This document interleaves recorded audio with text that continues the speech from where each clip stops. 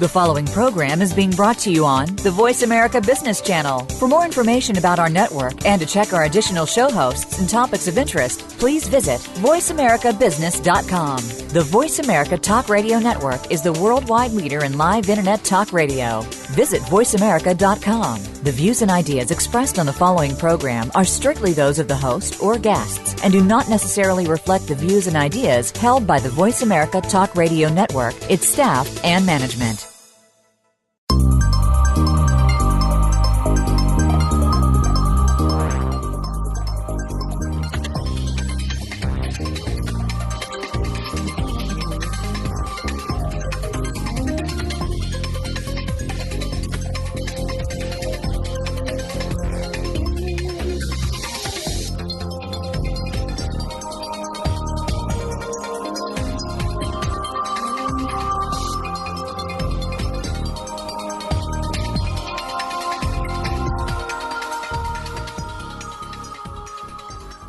Welcome to Global Business with Mahesh Joshi. In the last episode, our guest pointed out the opportunities in Africa with its vast natural resources. Today, we are going to discuss with the experts on Africa about this subject. We are using a different format for our show. We are broadcasting this episode from Oxford University. We are in a concept cafe with our panel of experts. We have with us Professor Lalit Johri, Senior Fellow and Director of Advanced Management and Leadership Program at Oxford. Welcome, Lalit. Thank you, Mahesh. It's a pleasure to join this panel on Africa. And we also have with us Mr. Ibiaho Emafo, who is the Chief Executive Officer at Eroton Exploration and Production Company Limited in Nigeria. Welcome, Mr. Ibiaho. Thank you very much, Mahesh. It's nice to be speaking from Oxford, talking about issues to do with Africa. Thank you very much for the opportunity to discuss. And we also have our guest from Botswana, Mr. Letsibi Sergio. He's the Chief Executive Officer at Botswana Investment and Trade Center in Botswana. Welcome, Mr. Letsibi. Thank you, Mahesh. Good day to your listeners. Thank you very much for having me on this show. I'm quite eager and privileged to share some perspectives from Africa. So as our guests pointed out in our last show on oil and gas, how important is Africa for us? Africa is a very important part of global economy with its 1.1 billion population and 2.4 trillion GDP. It provides some of the most important minerals we need in our day-to-day life. The 10 African minerals of highest value are oil and gas, gold, diamond, copper, coal, platinum, uranium, aluminium, bauxite, and iron and steel. These natural resources are needed almost for our daily survival. Now, are these resources a boon for Africa, or is it a curse for them? From my perspective, I think the mineral resources are a boon for Africa. I think they're a welcome resource for Africa. Unfortunately, in some of the countries in Africa, the leadership hasn't exploited the mineral resources to its full potential, in the sense that in the management of the mineral resources for development, there's been a lack of will by the leadership to do the right things with the mineral resources in Africa. You have clear cases in some countries where they've depended 100% on one mineral resource.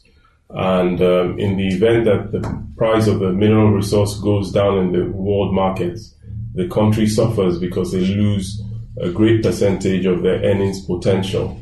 For example, you have a situation in Nigeria where it's a mono-product economy where we depend 100% on oil. So this could create challenges, but I think we should look at it as an opportunity and a blessing for Africa, because these are resources, and if they're well managed and put to good use, the continent will benefit. I completely share this sentiment with Mr. Emeafa that whether it's a curse or a boon is completely dependent on the leadership of those countries. Natural resource exploited responsibly by a leader and the society at large can create huge amount of wealth for the society. With appropriate technology, whether it's indigenous technology or brought from the other countries in the world, the fundamental issue here is all about leadership. Because the intrinsic natural wealth belongs to the society and it should be used for the welfare of the society. I think similarly, I would agree entirely. I do accept and agree with the fact that we're endowed with all these mineral resources is indeed an opportunity. And if you look at economic growth across the continent, in the past 3 or so decades has been driven largely by our ability to convert our mineral resources into economic activity. I do also believe that we can perhaps do a lot more as a continent in terms of looking at how we can diversify our economy from this over-reliance, often in most instances on 1 or 2 commodities in each country. And of course, diversification will take a number of forms. One form would be diversifying within the product in terms of finding your position in higher or along, higher positions in that particular value chain. And I think a lot of investment has to go into that. But back to the professor's point, to be able to do that, you do need an environment under very strong leadership that has all the tenets that can drive that successfully. So it appears like a governance issue, and maybe that's the cause that weak governance and abundant natural resources, they have created armed conflict in the region also.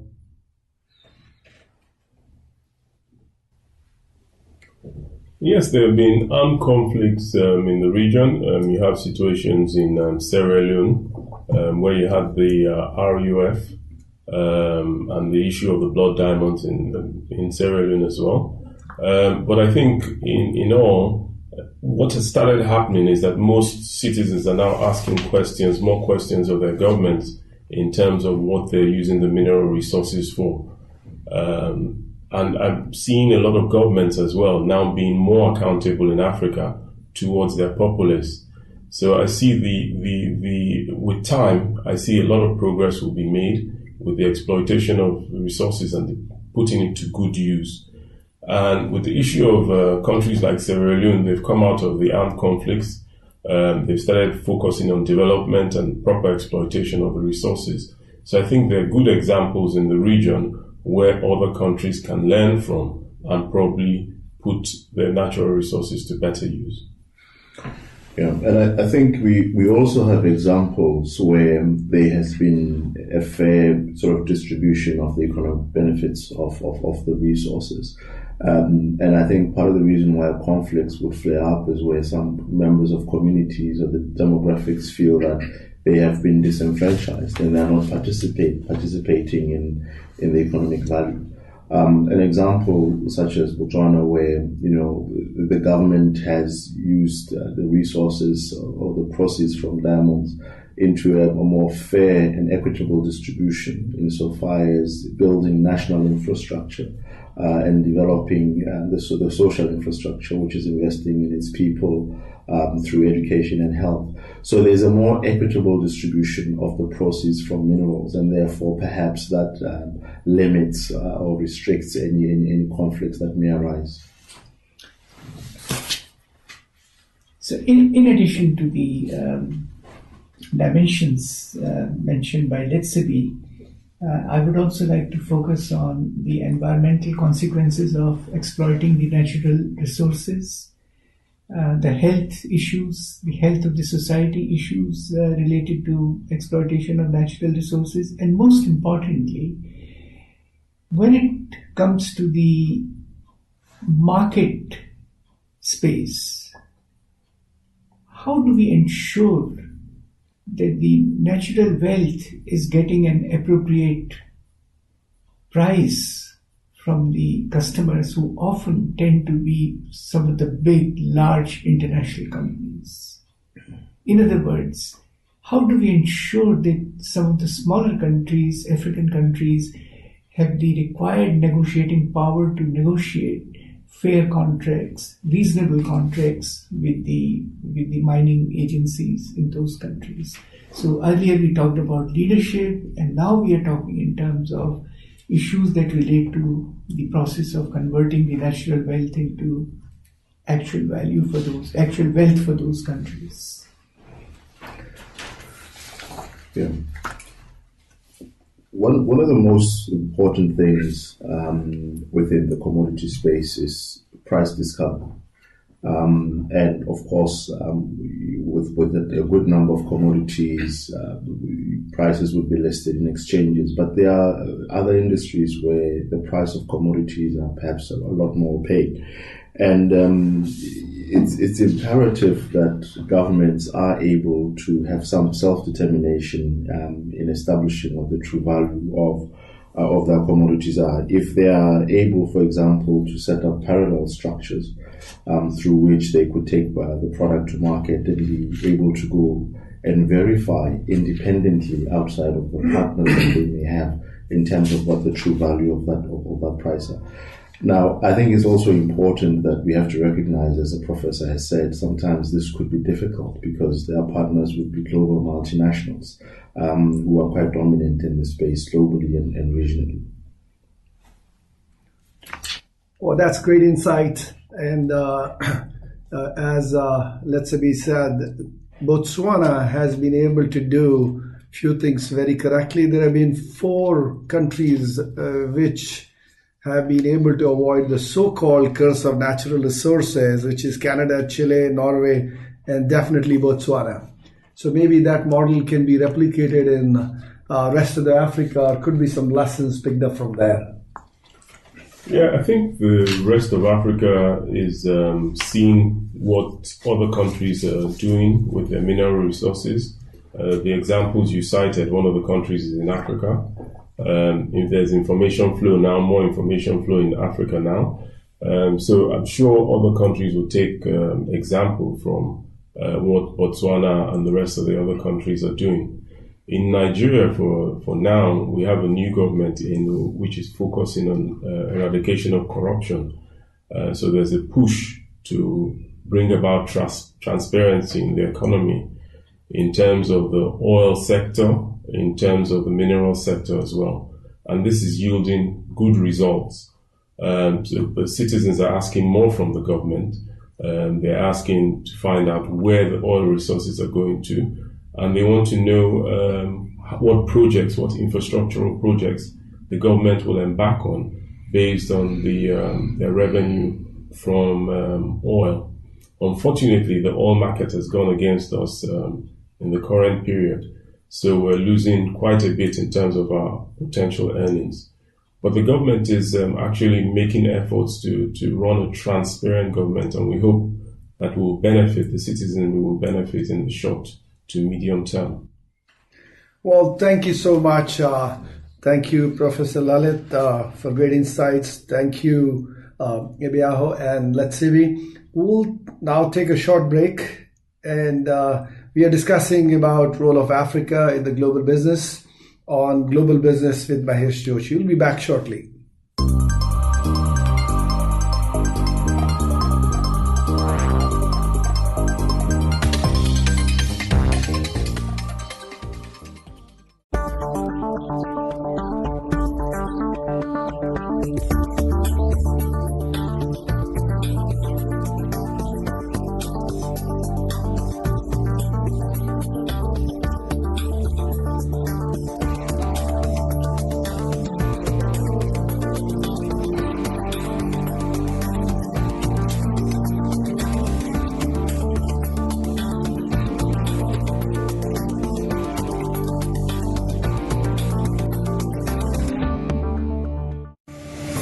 Are you looking to get noticed in today's business world? Listen for Chat with Chickles, what they couldn't teach you in business school.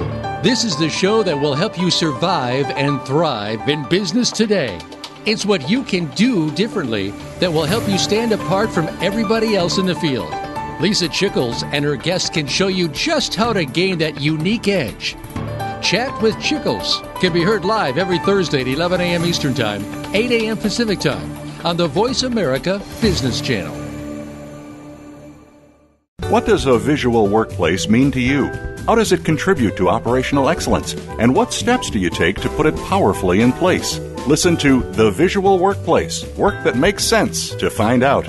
Each week, Dr. Gwendolyn Galsworth, visual workplace expert and award-winning author, shares tools and strategies to help you make the workplace speak at a glance without saying a word. Learn to work safer, faster, better, and at far less cost no matter what business you're in. Tune in to The Visual Workplace every Thursday at 10 a.m. Pacific, 1 p.m. Eastern on Voice America Business.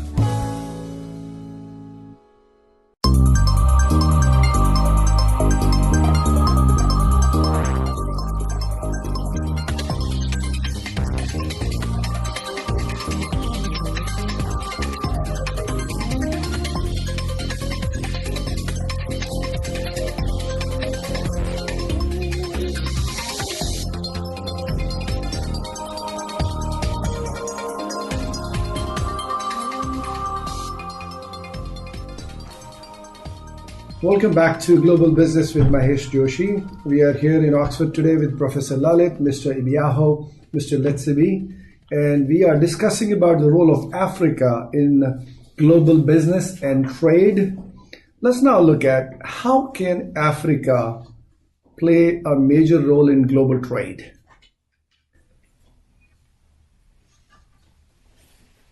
So, in the first segment of this program, Mahesh, you have highlighted that Africa today provides basic raw material for so many different industries. So I would say fundamentally one of the greatest contribution of African countries as part of the global trade is the provision of natural resources.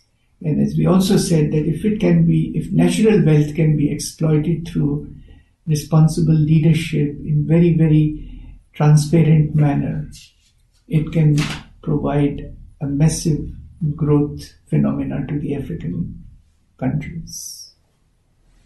Yeah, I think in addition to what Professor said, Professor Lalit, Africa also has opportunities in terms of the population as well. In terms of the resources, which has earlier on been addressed, and also in terms of labor. We have a growing labor force, educated labor force, which is growing by the day.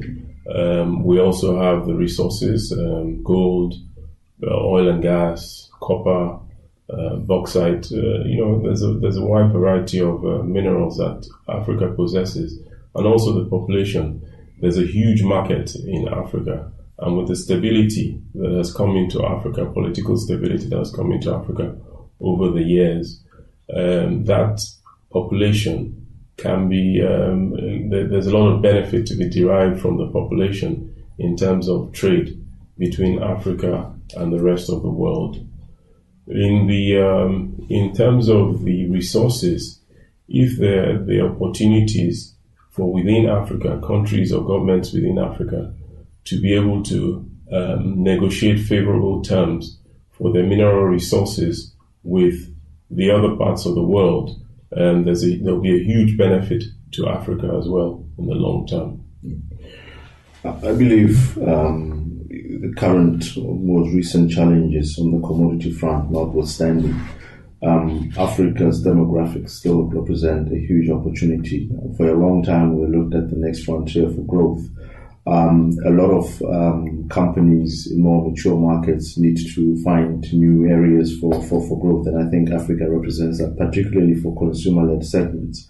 As you well be aware, sectors such as telecommunications have done phenomenally well in Africa. I think that is still a continuing phenomenon. I think areas that have not been explored in great detail, such as health, still need to be explored. I think the demographics of Africa becoming one of the largest middle class segment globally represents a huge opportunity, phenomenal opportunity that should be explored by possibly companies in more advanced economies with more advanced technologies and more advanced skills to be able to harness this value. I would just add two other aspects to Africa's potential in global trade. One, a lot of African countries have been part of the Commonwealth network of countries. So when I visit Africa, there are so many English-speaking professionals in that part of the world. And they easily provide the so-called language or the cultural bridge between the Western corporations, Western markets, and the African companies and the African markets. This other thing that I observed while looking at the geographical location of countries, Africa is sitting right in the middle of, on one side you have India, which is a big market. On the other side you have the whole of America. And then if you go up north, it's the Europe. According to me, this is a fantastic location to be in from the point of view of global logistics. And I already see many big corporations in the automobile sectors, how they are exploiting the location of Africa in terms of creating their regional and global supply chains. So that's going to play a very important role from the point of view of Africa in the context of global trade. In addition, there's a growing middle class, which provides a huge market opportunity for international trade. You also have the bottom of the pyramid, which is an area of opportunity as well for international trade. You have opening up of the borders. You have within the West African zone, you have the ECOWAS. Within the South African zone, you have the SADC. And also within the East African zone, you have the community within East Africa as well, where there's trade intra-trade between the regions and also internationally. More countries are speaking to each other. There's improved communication across Africa. So I think there's indeed huge potential within the African continent to participate in international trade. I think I'll also just maybe conclude from my end on that point that of recent times, you may be aware that the Africa Growth and Opportunities Act was renewed by the Obama administration, which has significant beneficiary members being African countries, through which those that are seeking market access into the U.S. market can basically locate some of their operations in Africa and have duty-free, quota-free market access into the U.S. Quite recently as well, the Southern Africa Development Community, SADC, comprising 14 member states within the most southern part of Africa, negotiated what's called an economic partnership agreement with the European Union, potentially allowing, without any restrictions, quota-free, duty-free market access by SADC member state countries into the European Union as a whole. I think this really lends itself well as a positioning for companies, multinationals that have been trading and exporting into the European Union as a whole, to be able to leverage again this opportunity that has been created for duty-free, quota-free market access into what is phenomenally one of the largest markets in the global context. So there's a number of opportunities that are emerging that I believe position Africa in a very, very strong position to be able to start playing a more meaningful contributory role into international trade. So I would actually like to add to what Letsby and Ibiao said. There are many big cities in Africa in African countries which are experiencing rapid urbanization. And there is a huge demand for water projects, for solid waste management projects. So put together this whole industry of environment management. And that is a very big opportunity from the point of view of Western countries, where you have very large corporations which specialize in environment management projects. So very clearly there is an opportunity for import, export, and contributing to the process of urbanization, a very sort of orderly process of urbanization of big cities and medium-sized cities in Africa. Well, that's great information. Looks like with the demographics and with the location of Africa, there is another sector which can open up, which is services beyond the trade of goods. And that's a good news for the continent, and the population definitely supports it. Moving on, can we discuss a little bit about what resources Africa brings to the table in global business? There are mineral resources plus something. Yeah, I mean, we have the mineral resources like we've mentioned earlier on, the gold, the oil and gas, the copper, the bauxite, huge area of resources. We also have the population, which, in terms of the service industry can also be used. Africa has opportunities in that area because, there's a lot of education going on. The education trend says people are getting more educated all across Africa. There's the issue of good governance as well. We're experiencing good governance in some countries, which also opens up further opportunities for doing proper trade between African nations and their international counterparts. I think broadly, Africa presents and puts on the table, I believe, manufacturing capacity for a number of companies that are looking for locations where they can find low-cost environment.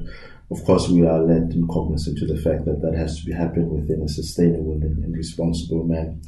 I think what you're also seeing across Africa is the creation of a more enabling environment from a policy perspective. I think African governments are led to the fact increasingly that we need to offer a more predictable, a more stable, environment for allowing businesses to be productive and competitive when they're positioned in Africa. So there's a general move by most African governments to start addressing issues that come up in the ease of doing business rankings, which come out annually by the World Bank, and the global competitiveness rankings by the World Economic Forum.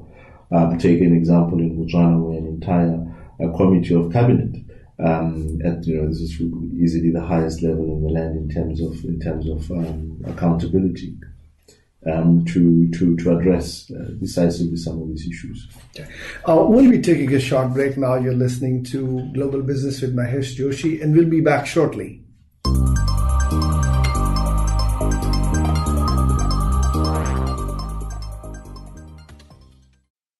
Dialogue is the single most powerful leadership tool we have to make a difference in the world. Leading Conversations with host Cheryl Esposito creates a place for that dialogue. Tune into the Voice America Business Channel every Friday as Cheryl hosts new conversations among leaders from around the world in business, government, art, economics, and social change. We'll explore big ideas and everyday actions and learn how their own leadership has led them to discover a newfound sense of possibility in the world. Leading Conversations with Cheryl Esposito, bringing big thinkers together in conversations that make a difference, right here on the Voice America Business Channel every Friday morning at 10 a.m. Pacific Standard Time.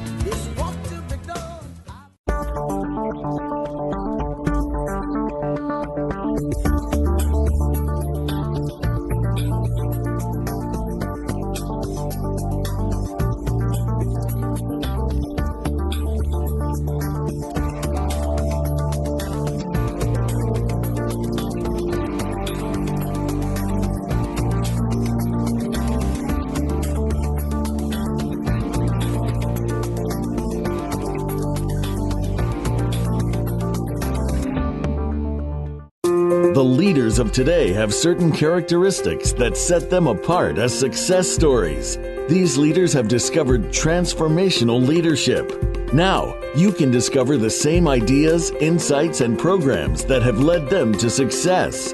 Inside Transformational Leadership is produced by Georgetown University's Institute for Transformational Leadership.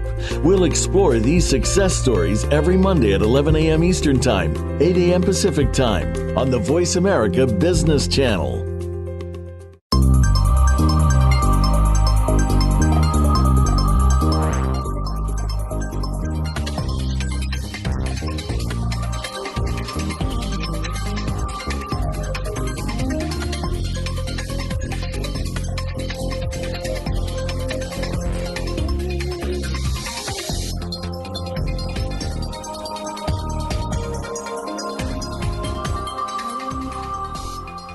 Welcome back to Global Business with Mahesh Joshi. We are here with Professor Lalit, Mr. Ibiaho, and Mr. Latsibi, and we were discussing the resources Africa brings to table in global business. Africa has proven oil reserves of almost 130 billion barrels and gas reserves of almost 14 trillion cubic meters. Beyond that, they have agriculture, they have talent pool. The continent ranks as the number one in its reserves of bauxite, chromites, cobalt, diamonds, and gold. It is rich in palladium, phosphates, platinum, group metals, titanium minerals, vanadium, and zircon. African production accounts for 80% of the world's platinum group metals, 55% of chromites, 49% of palladium, 45% of vanadium, and up to 55% of gold and diamonds. This clearly tells us the importance of Africa in survival of the modern economy. Professor Lalit, we were talking about the raw materials coming out of Africa and what could be the impact of finished products coming out of Africa instead of raw material.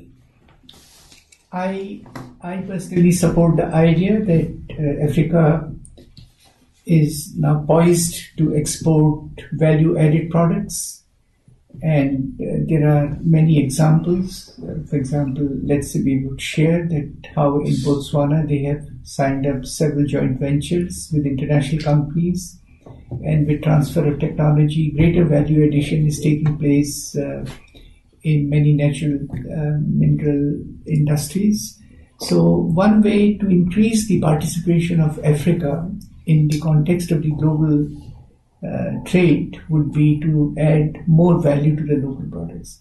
The second thing that I would say, which is actually related to this, that today Africa provides a great opportunity for developing innovative solutions, because there are so many unresolved problems faced by the society, whether it's in the field of nutrition or it's in the field of health. And we already know that many global pharmaceutical companies have undertaken vaccine research programs, developing nutritious products. And if those experiments succeed, then Africa can become sort of a primary area for first prototyping of these new innovations, and then ensuring that this message of innovation travels around the world, either in terms of production carried out in Africa and then products exported to the rest of the world, or even transfer of technology from Africa to the other countries. Yes, I think I agree entirely with Professor that the time has really come for African countries to claim a lot more value in terms of the minerals that are extracted in the continent. For far too long, as a continent and as African countries, we've only ever played on the extractive end of the value chain. What that meant was that we exported quite a lot of economic value in terms of the jobs and the economic activity that would take place around the value addition. So we need to add value to these minerals on the continent, create jobs, create that economic activity. And I think equally, and perhaps even more importantly, is that we will be fetching more remunerative prices for the commodities that we extract in the country. In the case of Botswana, what we've seen within the diamond space is that we have successfully, in discussions with our partners, De Beers, relocated what was called sales and aggregation functions out of London, and those have now been carried out in Gaborone, the capital of Botswana. Second to that is that we have now established and are creating a diamond cutting and polishing industry, about 20 companies that are now effectively doing that in Botswana. Obviously, the aspiration is to move further up the value chain in terms of jewelry manufacturing and more finished goods.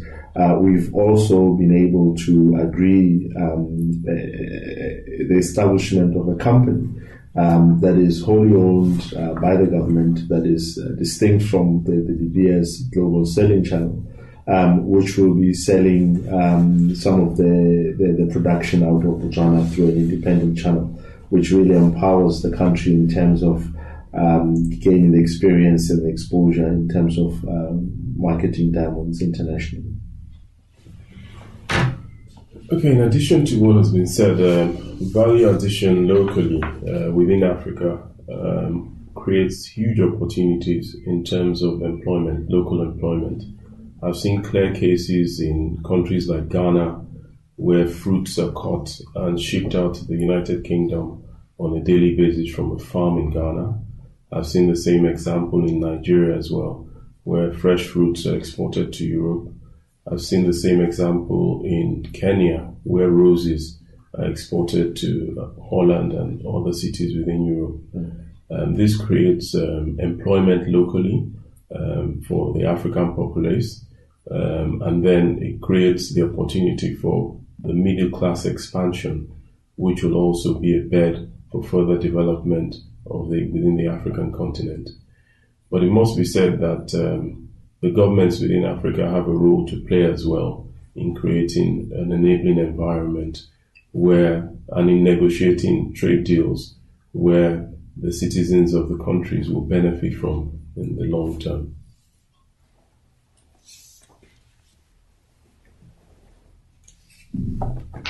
Just like to touch a little bit on the transformation in the political space.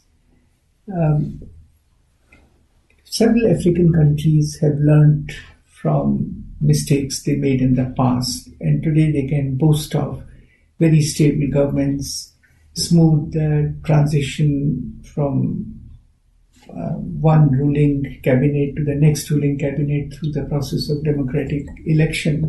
And this has improved tremendously the reputation and the credibility of the African countries and the African cooperation. This is a very positive trend, and I'm sure enlightened leaders from these countries and the corporations from Africa are going to play a major, significant role in shaping not just the trends in the international trade, but also policies with regard to the fair compensation on the natural wealth and the finished products and the services that emanate from African continent going to the rest of the world. Yes, a clear example can be seen in Nigeria, where an opposition party leader was voted into power. This was the first time that this had occurred in the history of Nigeria, and we have an opposition party leader becoming president. In Ghana, you have ready examples of successive change of democratic rulers. In other countries in Africa, this is also on the rise, and this gives a lot of confidence to international investors when they note that there's a level playing field in terms of changeover of power, and also there's stability within the continent.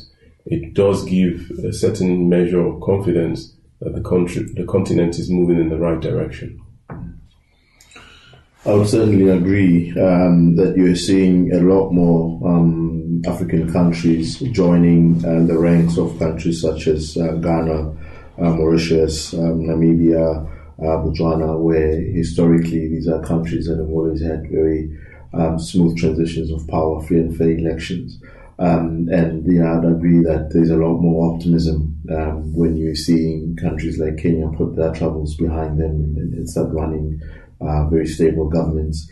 And I think we are quite pleased to see countries like Nigeria, where there's been such a smooth transition of power, a change in government through the elections. This is a phenomenon that is now starting to emerge more frequently across the continent, and this is lending quite substantial stability and confidence in the continent.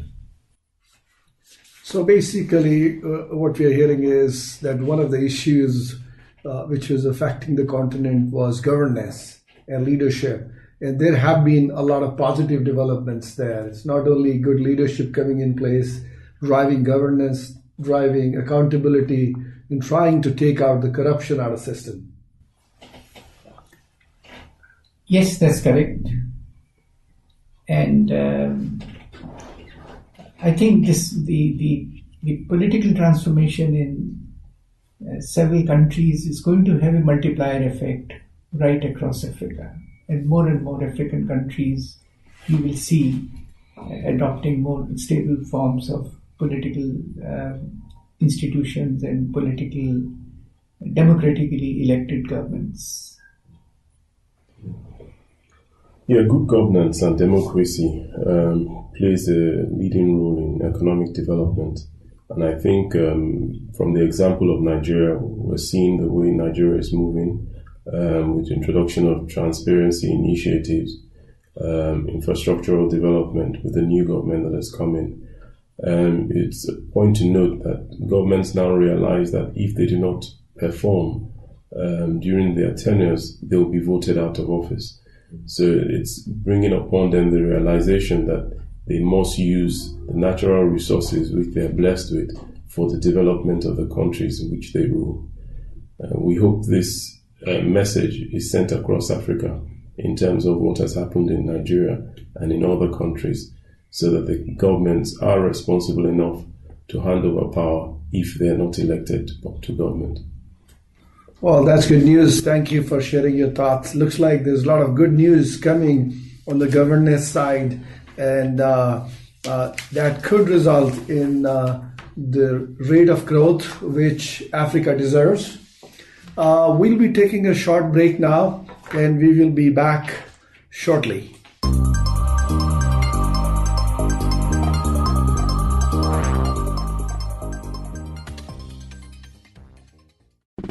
Does your business, like many, face obstacles to becoming successful?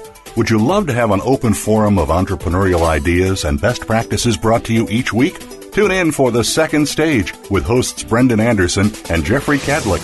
We'll spotlight entrepreneurs and growing companies that are creating a vibrant economic base, as well as addressing some of the obstacles that could be standing in the way of your success. Listen Mondays at 5 p.m. Eastern Time, 2 p.m. Pacific on the Voice America Business Channel. What if every day was a good day for business? Because every decision you made was the best choice. What if you could receive regular input from credible sources and could acquire all the precise information you need, exactly when you need it, so you can make the right decision every single time?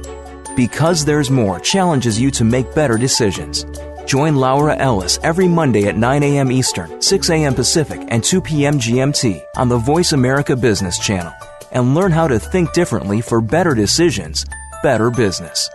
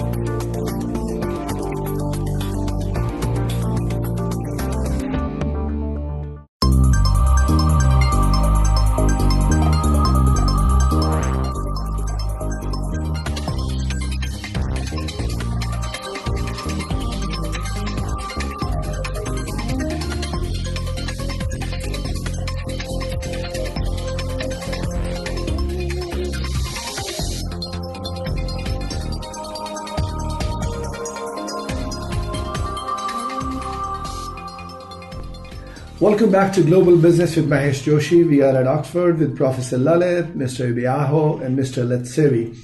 We are discussing about Africa, how the resources could be made to good use, how the demographics and location is helping us to get into playing a bigger role in global business.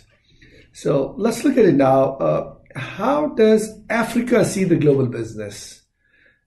Do they see people there as an enabler for economic prosperity? Or do they think it's an exploitation of their resources? In other words, I would say, would Africa rise with its resources and create economic prosperity for the region with participation in global trade, or you think the region will be exploited by global players? I think Africa looks to global players perhaps more as an enabler for economic growth and prosperity. And we would certainly wish to encourage multinationals who are seeking to do business in Africa to first try and identify some alignment with the businesses that they're doing, with the aspirations, the national aspirations, insofar as the sectors that specific countries are promoting actively, trying to promote investments into. But the reason for that is that those are sectors typically that would lend themselves with the greatest amount of support at a political level. They would often be incentivized to a fair amount of degree, and the ease of entry into those particular segments will be relatively easier than other parts of the economy. So, for example, in most countries across Africa, as we spoke earlier, what we're looking to do is value addition and beneficiation of extractive minerals. So that would be a good starting point where investments into those sort of areas will be received more positively. Not to say others will be excluded, but that will probably be a good starting point.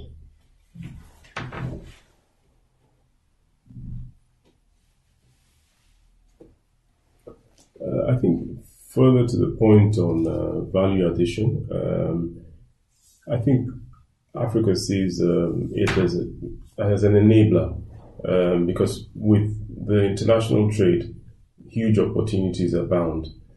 In countries, if I use Nigeria as an example, there's been a lot of divestment by government from public sector initiatives. There's been introduction of privatization, which helps bring foreign investment into the country. But what I think is important is that the terms of the trade should be fair. There should be no issues regarding unfair agreements between African countries and the international organization, international corporates. It should be seen as a level playing field. And in so doing, I believe development will be encouraged within the African continent.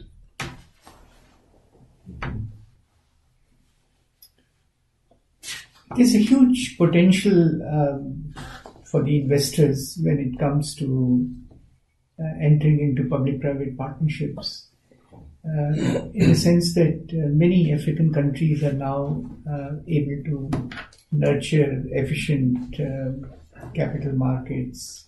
The banking system has matured in many countries.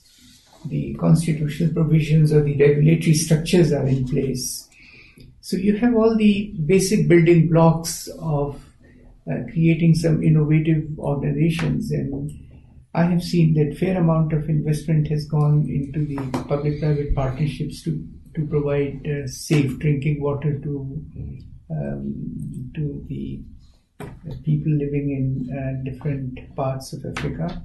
I've seen public-private partnerships in the energy space, provision of electricity, public-private partnerships in the development of port and railway infrastructure.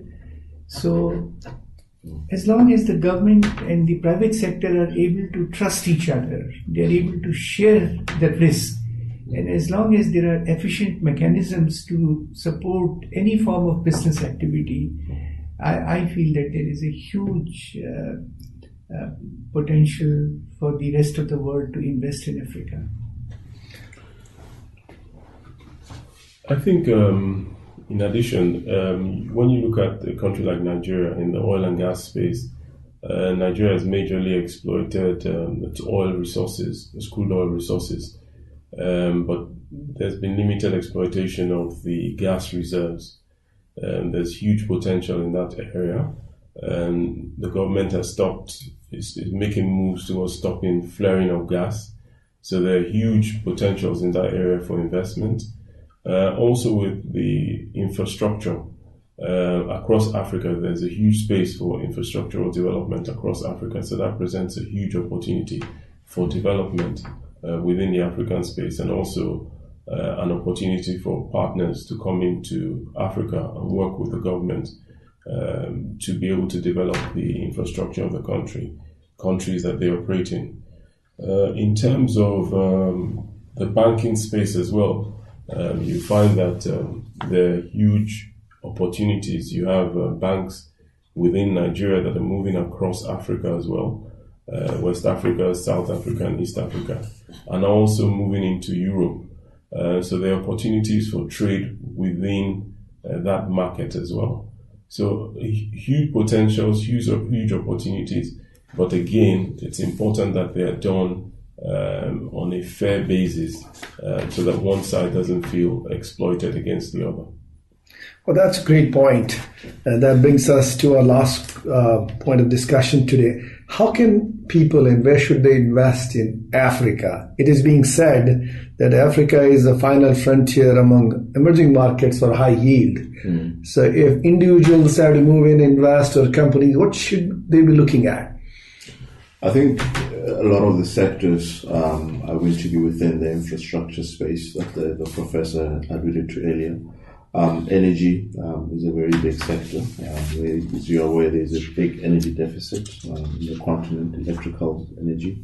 I think more recently, our governments across the continent are becoming more open to renewable energy as well, solar, wind, whatever the case may be. Another key sector that one ought to look very closely at is within the agriculture space.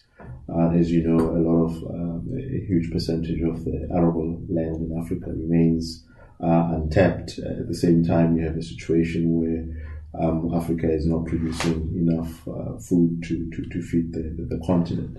Commercialized, large-scale agricultural production, even beyond then, the processing, again, back to the point of value addition, processing into more finished food products and packaging, I think is a big opportunity. We're still seeing a lot of opportunity in terms of ICT-enabled services. You also look at the fact that governments across Africa have invested significantly into ICT infrastructure, backbone, fiber, undersea cables, and that lends itself very well to, in addition to already thriving mobile telephony industry, but other ICT-enabled services. So I believe the services and opportunities are abound. In most African countries, tourism is still a sector that is significantly unexploited, could attract significant investments into the infrastructure. So the opportunities are really abound in Africa. I think it's really a question of where the appetite lies for the investor, but pretty much across the board, I think there will be a number of opportunities. Well, that's great news, because Africa is a huge continent made of 54 countries. The second largest continent with 11.7 million square miles. And almost half of the gold ever mined on Earth has come from single place, Witwatersrand in South Africa. And 57% of export earnings of Africa comes from hydrocarbon. So that's another opportunity for investment. Well, we are coming to the end of our program. Thank you, Professor Lalit. Thank you, Mr. Ibaho and Mr. Latsebi. Thanks for joining us on the Global Business with Mahesh Joshi. And we discussed a very important subject. Looks like Africa has a lot of opportunities. And for all of us who are not in Africa, there is another opportunity